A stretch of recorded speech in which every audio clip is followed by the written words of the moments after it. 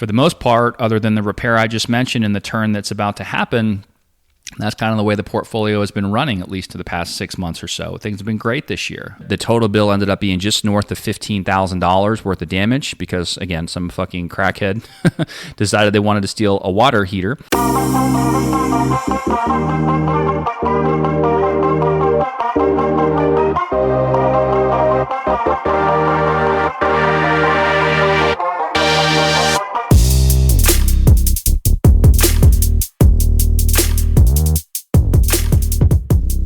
Thank you for checking out Real Talk Personal Finance. Shit's about to get real. Cash Flow King with you today. And in today's episode, who stole my fucking water heater? Thanks so much for tuning into the show. As always, we really appreciate it. I've been really excited to record today's episode for you guys for quite some time. It's been a story that's been unfolding for a while, and we're finally going to get into it today. I do not have really any announcements, so we're going to jump right into today's show. And again, I hope you enjoy it. Feel free to grab some fucking popcorn and enjoy this one. So what I'm going to do is walk through a situation that happened a few months ago that is pretty much in the process of being wrapped up. In some ways is already wrapped up at the time of this recording, which is early October. I want to point out something that we've said on this show several times, but anyone that's listened to the show for a while knows that I invest in real estate. I really enjoy investing in real estate in different capacities. But one thing I think we've been very clear about on this show, time and again, whether it's through the episodes, if you go back and listen to a couple episodes with the Rent Reverend, and he had a story about eviction. Cube Crusher has given feedback before about, real estate investing is not always rainbows and unicorns. That's one of the reasons why he really liked one of the shows we did with the Rent Reverend about the eviction that he had. We're very transparent, or at least we try to be, that as great as real estate investing can be, it also has its moments where things don't exactly go according to plan. So I want to have a little fun with this one, and I want to walk you guys through what happened not too long ago with one of our properties, and just kind of go from start to finish in terms of what happened, what the process was, and kind of just, again, go all the way through. So that's what today's show is going to be. So as I mentioned, things don't always go well with rental property. If you remember back in when I did an episode earlier this year on buying a turnkey rental in 2024, literally about 4 days after that episode aired, we got some bad news, and this is late June of 2024 that we got some bad news. So it was late Friday afternoon, and I'm going to read you the email that we got. And by the way, this is actually, it's our house together, but this is my wife's first rental property, so technically it was her house that she purchased. I asked her if she wanted to come on the show to help me tell the story, and she declined. So I'm going to go ahead and tell the story for you guys. So 4 days after that Buying a Turnkey Rental in 2024 episode came out, we got this email. It says, "Our apologies for the bad news. We're reaching out to let you know that blank, fill in the address, was recently vandalized. The hot water heater was stolen, and the ceiling fell through and flooded several rooms. While we're still assessing the damage, we anticipate that the cost of repairs and replacing the furnace will be around $4,900. Once we have the final cost and photos of the repairs, we'll send those over to you. We know how upsetting this can be and want to assure you that we immediately addressed the situation. The property has been secured and a police report has been filed to document the theft and damages. Our goal is to get the repairs done as quickly and cost-effectively as possible. If you have any questions, please don't hesitate to reach out. As always, thank you for your business." So this was literally a fucking bomb. Like, if you've ever gotten an email on a Friday afternoon that something bad is going to happen, whether it's somebody resigning or you're losing a big client or somebody stole your fucking water heater, whatever the case is, Friday afternoon seems to be a great time to drop bombs on people, especially via email late in the afternoon. That's what happened here. And so naturally we were thinking, well, we can probably just go ahead and file an insurance claim. And then we started looking at the insurance policy. And I'm going to read you an excerpt from the actual policy. I highlighted it over here because according to this, it didn't, for whatever reason, it didn't seem as though this was actually going to be a covered claim. I'm going to read you the few lines that made me think that. It says, vandalism and malicious mischief, theft or attempted theft, and any ensuing loss caused by any intentional and wrongful act committed in the course of vandalism or malicious mischief, theft, or attempted theft, if the dwelling has been vacant for more than 60 consecutive days immediately before the loss. So that is under the section that says perils insured against. In other words, we will cover it if it's any of these things, including, again, the vandalism component. Let me go back to where my highlights are here. Vandalism and malicious mischief, if the dwelling has been vacant for more than 60 consecutive days immediately before the loss.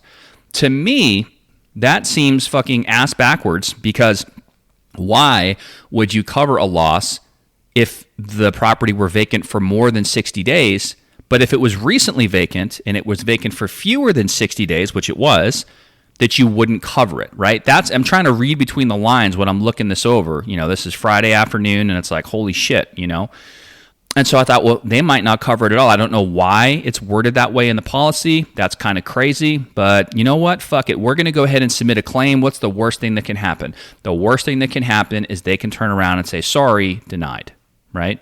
And so we decided to go ahead and start that process. So immediately we emailed the insurance agency that we worked with to let them know what was going on. So literally forwarded the email that we got from the property management company, the turnkey operator, let them know what was going on, and really didn't hear anything back. Of course, it was going into the weekend, but even early in the next week, we hadn't heard anything back, had to send it a second time.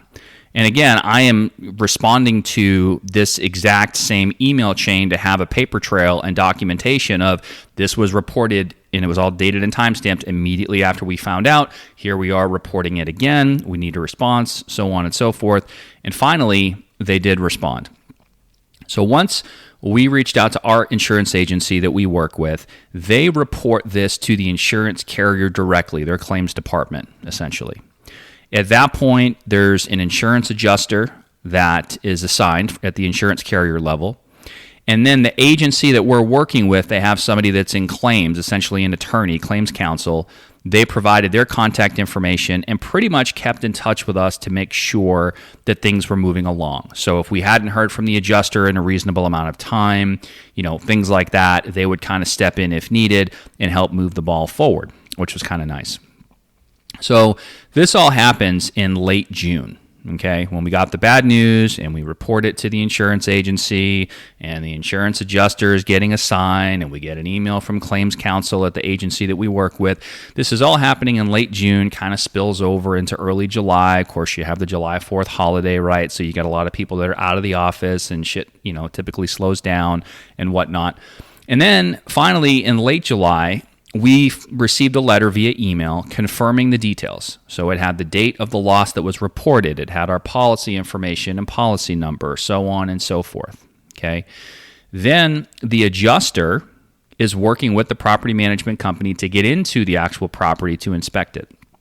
So that's all happening at this point.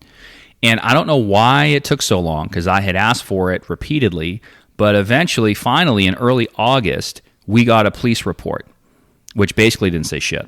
But the police report pretty much says, coworker was at the location, date and time inspecting the location. Complainant advised that the coworker stated occupants left the scene and the house was okay. Complainant advised that another coworker was at the location yesterday, and they put a date and time, and observed the front door forced in and hot water heater, in parentheses, $1,000, was stolen from the attic. The officer observed damages to the house and the hot water heater stolen. Officer took photos and generated an R&I on the scene. Officer didn't locate any security cameras in the area. Officer didn't lift prints due to the surfaces, right? Because everything fucking flooded. So you might be wondering, like, why the hell is there a water heater in the attic? Well, you know what? I didn't do the rehab, okay? But there was a water heater in the attic, and I'm assuming some fucking crackhead needed a few $100, so they decided to bust into the house, and they literally just, they just fucking stole the thing, and then just water everywhere, fucking sailing, caving in, like flooding on the floor. It was. I saw some of the pictures. It was not pretty. So we finally get the police report in early August. Again, the adjuster is working with the property management company to get into the property and inspect it, which they did. And then we finally get, also in early August, a coverage letter. So we have a coverage letter, an estimate of what the repairs are going to cost, some inspection photos, we got a valuation report, and it looked like, hey, they're actually going to go ahead and cover this. Now, I'm not asking questions, even though the little blurb I read to you guys before about the vacant for more than 60 consecutive days, I'm not questioning it, right? They can always deny the claim, but it didn't look like they were going to do that, and they were going to go ahead and they were going to cover it. So we got, all this in motion. The way that it works is the insurance company initially would pay cash value of the claim, and then there's a very small supplemental check, which is a few $100 for the replacement cost if and when you submit detailed receipts of repairs, as long as the repairs didn't come in below what they had estimated.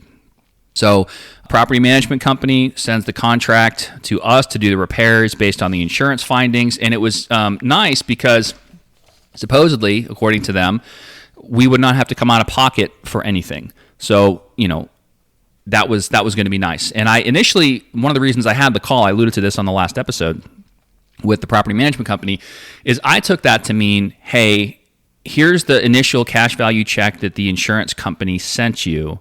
You're not going to need to come out of pocket for anything. Pretty much that will cover everything that you're going to need to get both the insurance stuff fixed as well as to get ready to get the property ready for the next tenant.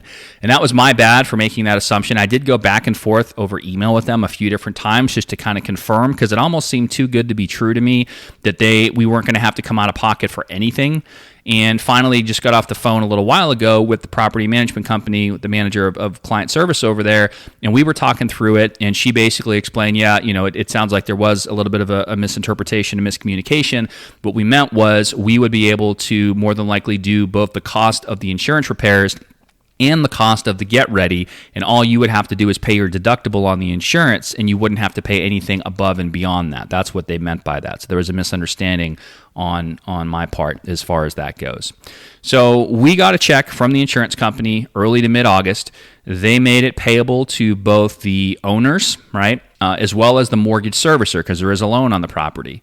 And that was something else that was kind of unique. Really not unique, but I wasn't necessarily expecting, but it makes sense because, the mortgage servicer, there's a loan on the property, which means they have a lien against the property. That property is their collateral. They want to make sure that it stays protected.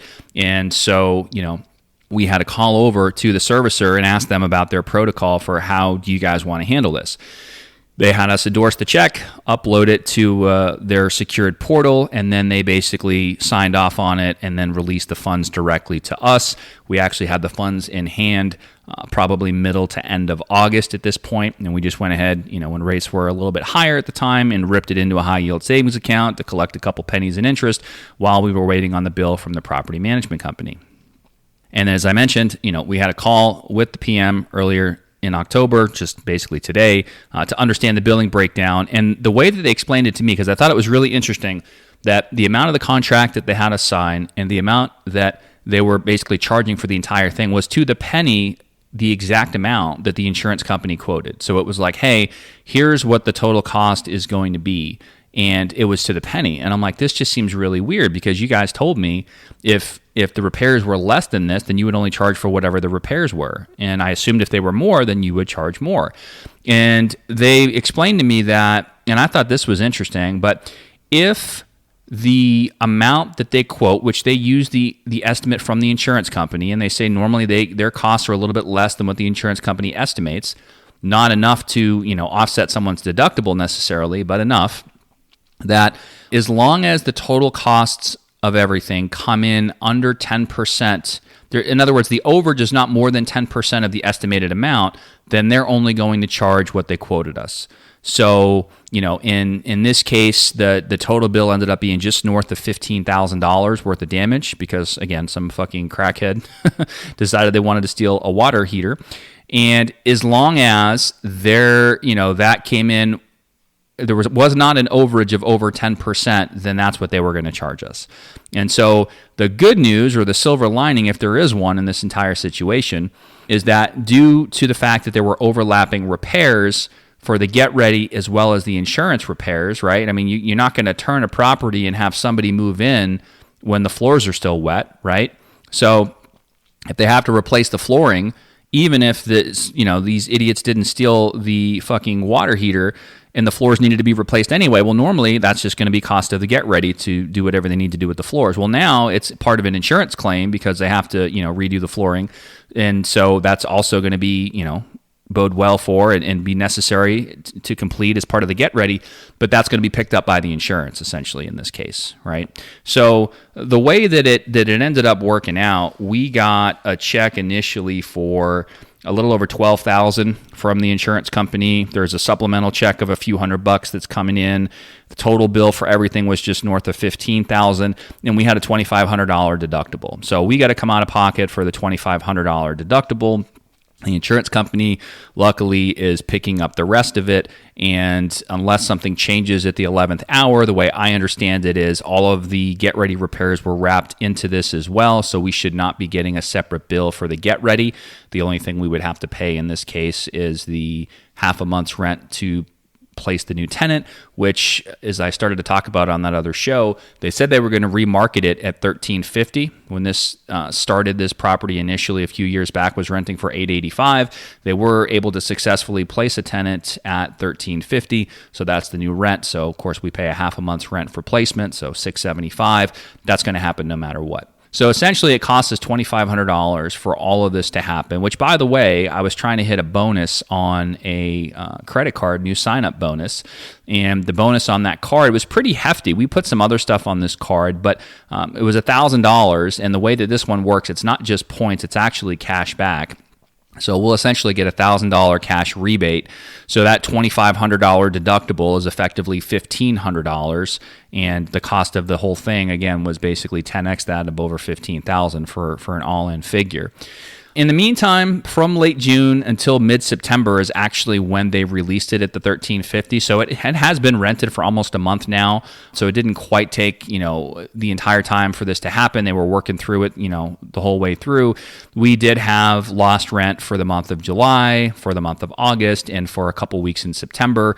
So if you calculate that based on the new rental rate of $1,350, then you're looking at approximately $3,400 of lost rent. And of course, you still have to pay the PM, so we wouldn't have gotten the entire $3,400 anyway.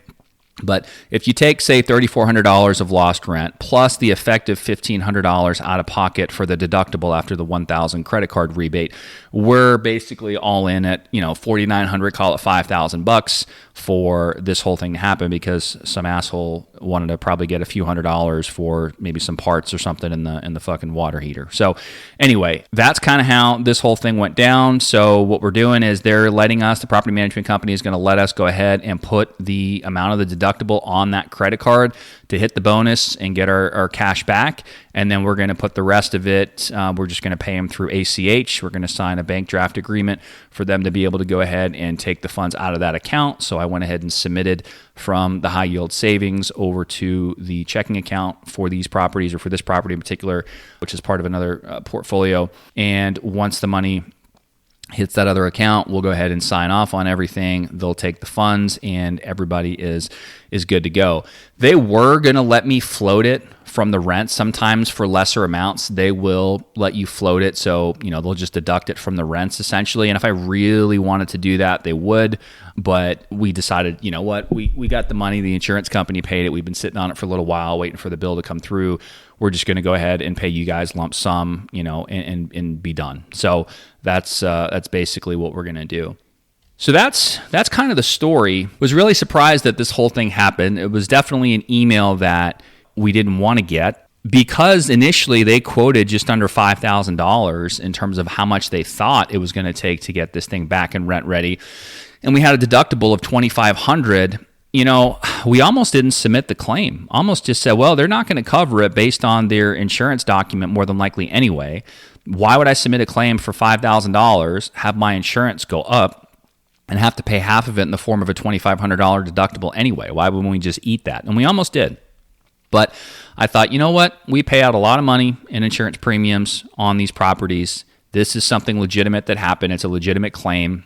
Even though the way I was reading their insurance documents seemed like they might have a way out to not pay the claim, and everybody knows that a lot of insurance companies are notorious for not paying claims, right? Everyone jokingly says they want to take in as much money as possible in the form of premiums and deny as many claims as possible, and therefore they're very profitable. And that's typically going to be true for a lot of them. But I thought, you know what, this is a legit fucking claim, and if we file this claim and it's not covered, then fuck this insurance company. We're going to go to another carrier. We're going to explore our options. So I think it was actually the first time on the entire portfolio of properties that we have that we've had to actually file an insurance claim. Obviously, there have been turnovers before. There's been an eviction or two before. There's been some shit that's happened, none of which was insurance claim worthy, if you will. There was no reason to file an insurance claim for that. But for this, there was. And luckily we did. Number one, because they covered it. Number two, because the actual damages were about triple what the initial estimate was by the PM company. And had we chosen to not go ahead and file, I forget what the exact parameters are, but you only have so many days. You have to file a claim in a timely manner. And if you don't, then that's another way that they can get out of it and say, well, you didn't let us know right away. You didn't do this, you didn't do that. And therefore, we're not going to pay the claim. And then we'd be on the hook for $15,000 as opposed to, $2,500, effectively $1,500. So that's another thing that I'm glad that we did as far as filing that. I have thought about maybe putting security cameras up. I really don't know that would have done anything other than maybe, help them to determine who the fuck stole the shit and maybe get them arrested. As far as I know, nothing's ever come of that. For all I know, they could have thrown the water heater in a fucking field, or they could have maybe they got something out of it or whatever. I don't know. But this happens to be in a zip code where we have two other properties, and believe it or not, one of them is probably 5 minutes away from the other one. The other one's on the same zip code, but it's kind of on the other side a little bit.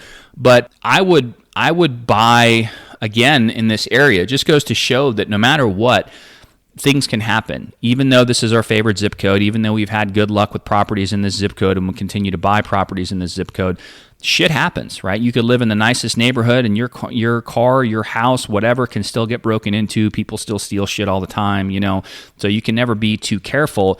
But at the same time, you can't let it discourage you from moving forward. As a matter of fact, it was kind of like an adjacent street. Literally, you could probably throw a football from this house to another one that we almost put under contract. We ended up getting out at the last second because the numbers just didn't work. It was basically selling for twice as much at double the interest rate, and the rent really wasn't all that much higher, and it just didn't make any sense. So we walked. But we were actually about to buy another property that was super, super close to this one. So I guess the lesson is, if you're going to invest in anything, but especially if you're going to invest in real estate and you're going to invest in actual real property, not just through syndication, which is a whole separate topic, but like if you're going to do turnkey rentals or whatever, that things like this can do and likely will happen. But that's also a reason that you have insurance. And if insurance didn't cover this claim, that's also a reason that you have reserves. And so no matter what, whether insurance covered it or not, we would have been able to cover it out of pocket. We're glad insurance did cover it, but you have several layers of defense, if you will, on a rental property where even when things don't go right, you're still going to be made whole for the most part. Now, I did ask in my email correspondence with the insurance company, hey, what about loss of rents? Because we do have loss of rents coverage on the properties, and there's different ways to structure that and how much coverage you want to have. But pretty much their answer was it's not eligible to be covered for loss of rents on this particular claim because at the time that the loss was incurred or sustained, the property was vacant, which is true, right? The old tenant had moved out. Nobody was living there when this happened. So therefore, because no rent was actively being paid at the time that all this happened, there was, according to them, really no lost rents because the property was vacant. Now, let's say that there was the tenant still living there and somehow they were at work or out or whatever, and somebody went ahead and stole this, and the same thing happened, and it flooded, and they had to go somewhere else. They couldn't live in the property anymore because it wasn't habitable. Then loss of rents likely would have applied, and they would have paid at that time. We would have gotten a little bit more from the insurance for that. So just depends on, essentially how things shake out and how things happen. So I don't think we'll ever really know who the fuck stole the water heater. And, it makes for an interesting story. We couldn't believe it. We actually started laughing when it happened. It was kind of our, cocktail party type of tale for the weekend anyway, about, did you hear about this? Can you believe this? Somebody stole our fucking water heater and our place is flooded and blah, blah, blah, blah, blah. Because there's nothing you can do, especially in our case where, you're investing out of state and with a turnkey company that like and trust. In our case, they handled it. Did everything happen like super, super quick? No, not really, right? There was a few months from start to finish. I mean, basically from the end of June to the middle of September, all of this stuff was going on with the adjuster and the insurance and the get ready and the repairs and all that stuff and finding a new tenant and placing a new tenant. And here we are coming into the middle of October and we're finally wrapping up as far as payments and things go. But it really wasn't all that bad. It could have been so much worse. And luckily, again, going back to the zip code, this particular zip code is just fantastic, and they were able to get it rented at a much higher rental rate, no problem. So hopefully, at this point forward on this particular house, and I don't want to jinx us again, so maybe I shouldn't even say this, but I will, that everything continues according to plan. We got a higher rental rate in there at $1,350, then keeps cash flow crushing, and we're good to go. But every now and then, you're going to have some setbacks. And so I thought this would just be an interesting thing to throw out there and just, give you guys a heads up as to real life, like this shit actually happens. And I'm actually kind of glad that it happened out of state and it didn't happen down the street, because I probably, just my personality type, would have freaked out and wanted to drive by and wanted to go in and wanted to see it and probably would have got upset about it and probably, it just would have created a whole separate level of stress. But when you outsource things like this to professional property management, assuming you have a good one, which are very hard to come by, you just have to trust in their process that things are going to go the way that they need to go and they're going to get things back on track as quickly as they can. But at the same time, going back to the phone call that I just had, you have every right to question them and call them out when something doesn't seem right to you. And that's exactly what I did. We had a phone call. There was a little misunderstanding. We got it straightened out. We worked it out, and we're good to go. So you need to make sure you have a property manager that communicates well with you, is willing to get on the phone with you, they're responsive to your emails, and can help guide and walk you through this entire thing. And everybody always likes to bitch about, well, you're paying X percentage for property management. Yes, you are. And there's going to be plenty of times where none of this happens, and hopefully it doesn't happen to any of you, and hopefully it doesn't happen to us again. But there's going to be plenty of times where they're collecting rent, they're distributing it to you, there's no maintenance call, there's no destruction, vandalism, nothing like that, and everything goes smoothly. But there's also going to be times when shit like this happens. And by the way, while that property was vacant and there was no rent being collected and all this shit was going on, we technically were not paying a property management fee on a monthly basis, because the way that it's structured, and this should be the case for pretty much everybody, I'm sure there's some property managers that will have a minimum charge per month, whether there's rent being collected or not, but they are charging a property management fee as a percentage of gross collected rents, which means if they collect rent, they're charging a fee. If there's no rent to collect, they're not making any money that particular month in terms of a property management fee. But that's why I always say, they're worth their weight in gold, because you're going to pay through a lot of those good months. But when you have times like this, it's not like we're going to get a separate bill that says, hey, it wasn't rented for 3 months, but we had to do all this work for you and all this shit, so here's a separate bill. Yeah, you have to pay for the labor cost. Yeah, you have to pay for the materials. Yeah, you have to pay for whatever it costs to get it up and running. But there isn't a surcharge. And again, in this particular case, insurance took care of the vast majority of that.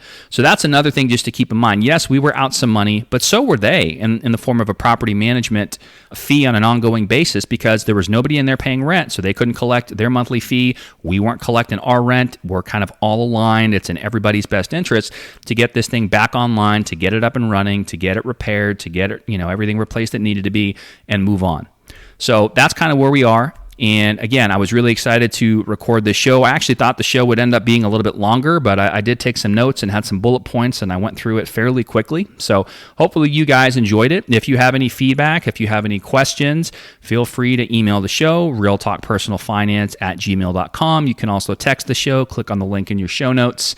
And that's all I have for you guys this week. So we will see you in the next episode. Check the mic and make sure it sound right, boys.